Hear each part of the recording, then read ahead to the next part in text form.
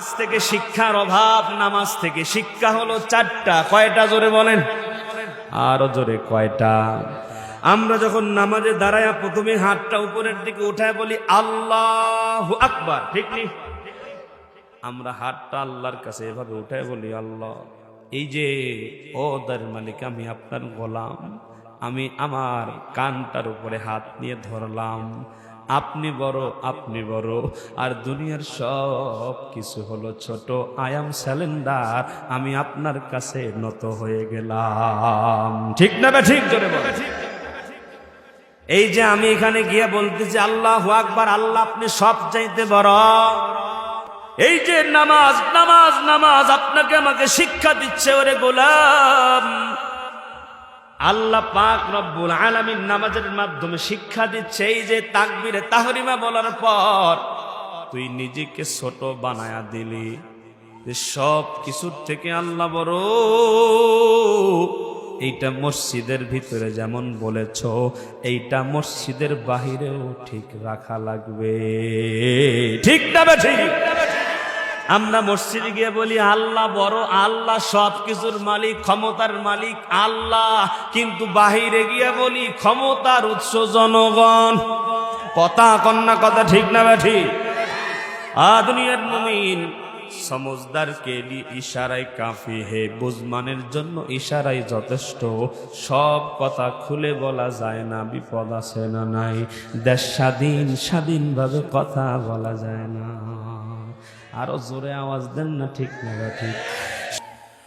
দুনিয়ার মুসলমান ইমানদার আল্লাহর গোলামের আসেন, নামাজ থেকে শিক্ষা কয়টা? আরো জোরে যুবক কয়টা? এক নম্বর শিক্ষা হলো আমরা যে নামাজের মধ্যে ঘোষণা দিলাম আল্লাহ বড়, এইটা মসজিদের ভিতরেও থাকতে হবে, মসজিদের বাহিরেও থাকা লাগবে। ঠিক কিনা বলেন? দুই নম্বরে শিক্ষা হলো, খেয়াল করেন, আমরা যখন মসজিদের ভিতরে ঢুকি নামাজের জন্য, আল্লাহু আকবার, কাতার বন্দী হয়ে সবাই দাঁড়ায় গেছে। ঠিক কিনা? এই যে আমরা যখন কি করলাম, নামাজের মধ্যে দাঁড়ালাম। আচ্ছা বলেন তো, নামাজের মধ্যে দাঁড়ানোর পরে এরকম আমার দিকে খেয়াল করেন, তুই আওয়ামী লীগ তুই ওইদিকে যা, তুই বিএনপি ওইদিকে যা, এই তুই জাতীয় পার্টি পিছন লাইনে যা, এরশাদ কাকু মারা গেছে, তুই ওইদিকে যা। আচ্ছা বলেন তো, এইরকম কি কোনো সিস্টেম কেউ কোনোদিন করছে? নামাজ শিক্ষা দিচ্ছে, খেয়াল করেন, দুনিয়ার মুমিন নামাজ শিক্ষা দিচ্ছে। দুনিয়ার মুসলমান নামাজে যখন দাঁড়ায় গেলাম, আওয়ামী লীগ বিএনপি জাতীয় পার্টি জাসদ বাসদ চরমনে তাবলিগ পাবলিক, উঁচা লম্বা খাটো বেটে সাদা কালো ধনী গরিব রিক্সাওয়ালা বাড়িওয়ালা টাকাওয়ালা পয়সাওয়ালা ক্ষমতাওয়ালা, কোনো ভেদাভেদ, সবাই এক কাতারে দাঁড়ায় আল্লাহকে বলে আল্লাহ, আমরা মসজিদে এসে হাজিরা দিলাম, আমরা আওয়ামী লীগ বিএনপির পরিচয় দিয়া নয়, আমাদের পরিচয় হলো আমরা সবাই মুসলমান। ঠিক না বে ঠিক? দুনিয়ার মুসলমান নামাজ শিক্ষা দিচ্ছে। দুনিয়ার মুসলমান শোনো, মসজিদের মধ্যে যখন তোমরা কাতারবন্দি হয়ে দাঁড়িয়ে যাও, কে কোন দল করো, দলের পরিচয় দিয়ে নামাজে দাঁড়াও না। তোমাদের পরিচয় হলো একটা, সেটা তোমরা মুসলমান। ঠিক না বে ঠিক? জোরে বলেন। দুনিয়ার মুসলমান পরিষ্কার ভাবে শুনে রাখেন, মসজিদের মধ্যে আমরা যখন কাতারবন্দি হয়ে দাঁড়াই, এই শিক্ষা নামাজ আমাদেরকে দিচ্ছে। এই শিক্ষা যদি মসজিদের বাহিরে গ্রহণ করতাম, আওয়ামী লীগ চিনি না, বিএনপি চিনি না, জাতীয় পার্টি জাসদ বাসদ চিনি না, চরমনাই তাবলিগ পাবলিক চিনি না, আমরা যদি এক কাতারে দাঁড়িয়ে মসজিদের ভিতরের মতো বাহিরে স্লোগান দিতাম, আমরা থুতু নিক্ষেপ করতাম, রাম আর বামেরা, আল্লাহ নবীর দুশমনেরা বঙ্গোপসাগরে ভেসে যেত। ঠিক না ঠিক? হাত তুলে বলো।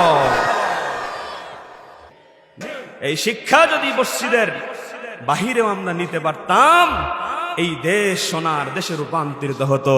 কোন রাম বাম কুলাঙ্গার বেঈমানের বাচ্চা আল্লাহর নবীর ইজ্জতের উপর আঘাত করে মুসলমানদের উপরে চোখ রাঙ্গায় কথা বলার সাহস পেত না। ঠিক না ঠিক? ভাইরা আমার খেয়াল করেন, 3 নম্বর, ইমাম সাহেব যা করে মুসল্লিও তাই করে। এইদিকে এরকম আছে নাকি যে ইমাম সাহেব রুকুতে মুসল্লি সেজদায়, যে ইমাম সাহেব সেজদায় মুসল্লি দাঁড়ায় আছে, এরকম হয়? ইমাম সাহেব যা করে মুসল্লিও মসজিদে তাই করে। এখন আসেন, ইমাম সাহেব বুঝি ব্যঞ্জন খায়, ডারবি খায়, আপনি যে বাইর হওয়ার সাথে সাথে ধরান আসেনি? আচ্ছা ভাই, একটা বিড়ি খাইলে কতটুকু দুধ খাওয়ার শক্তি শরীরে হয়? 1 পোয়া, আধা কেজি। ফজিলত কি কন? ইমাম মুয়াজ্জিন সবাই মিলে সামনে সপ্তাহ থেকে মাইকিং করে জামাত করে খাবো। যেটা লাভ নাই, যেটা ক্ষতি, এটা খান কেন? কি জন্য এটা করেন? আপনি নিজে খেয়ে নিজের ক্ষতি করেন না, আপনার আশেপাশে যারা থাকে তাদেরও ক্ষতি করেন। তাহলে এটা কেন খান? যারা খান, অনুরোধ করে বলছি, এটা বাদ দিয়া 2 দিন 3 দিনের পয়সা দিয়া বাচ্চাটাকে একটু ফল কিনা খাওয়ায়েন। কথা কয় না? ঠিক না ভাই? ঠিক। 2টা আপেল কিনে বউয়ের হাতে একটা দিয়েন, দেখবেন যে আগের দিন যে আদর করছে পরের দিন আদর 2 ডবল বেশি করি। কথা ঠিক কি না? কষ্ট হচ্ছে। ঘড়ি আজকে নিয়ে আসিনি আমি, ঘড়ি লাগবে না।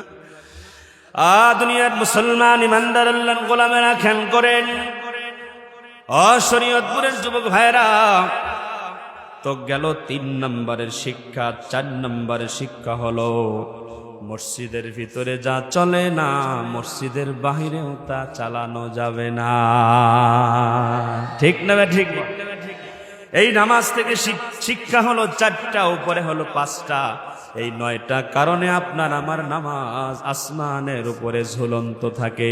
আল্লাহ পাক রব্বুল আলামিন যেইভাবে নামাজ আদায় করলে নামাজ কবুল করবে, ওইভাবে আমাদেরকে নামাজ পড়ার তৌফিক দান করেন। জোরে বলেন আমিন।